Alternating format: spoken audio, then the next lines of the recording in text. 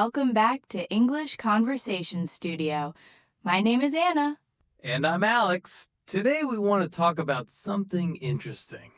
Yes, today's topic is, why do some people sound robotic when they speak English? That's a great topic. I think a lot of learners have this problem. Okay, so here's the situation. Sometimes a person's grammar is correct, really correct, but it still sounds strange, not natural. I know exactly what you mean. It sounds like a robot is talking, not a real person. Why does this happen? The grammar is right, so why doesn't it sound right?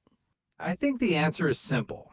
Most learners study English from books. They learn rules, but they don't learn how people really talk. Can you give an example? Sure, native speakers don't always say, I don't know. We often say, I don't know.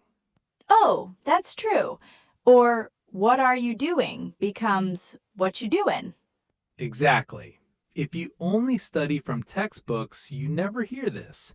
You learn the correct way, but not the natural way. That makes sense. When I started learning Spanish, I could make a perfect sentence, but it took a long time, and it sounded stiff, not natural. Yes, that's a common problem. You think about grammar first. You build the sentence slowly like a machine, so it sounds like a machine.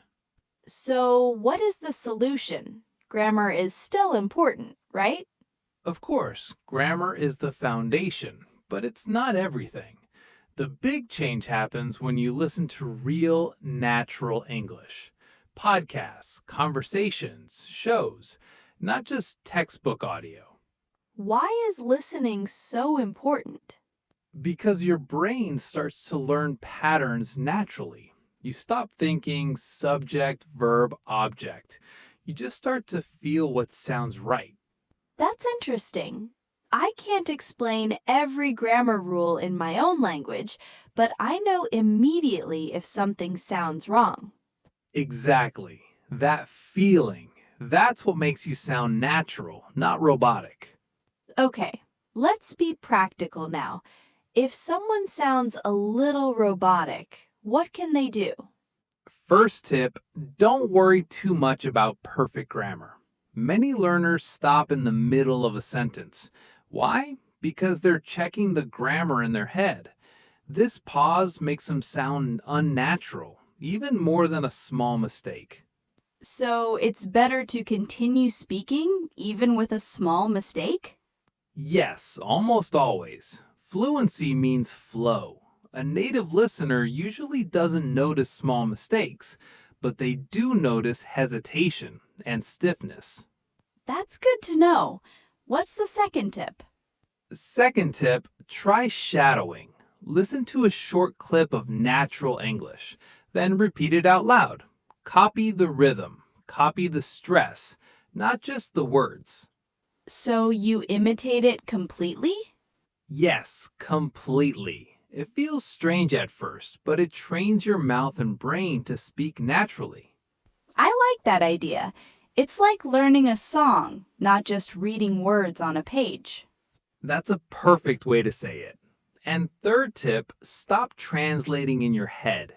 If you think in your language first and then translate, you will always sound slow and mechanical. How can you stop doing that? It feels automatic.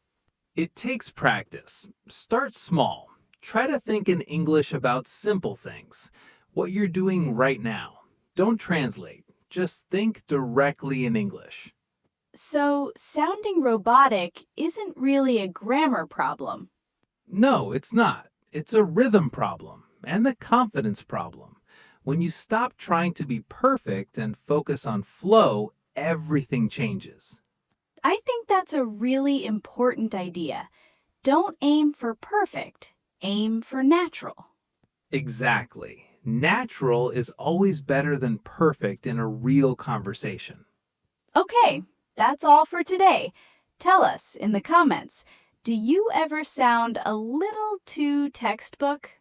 We'd love to hear about your experience.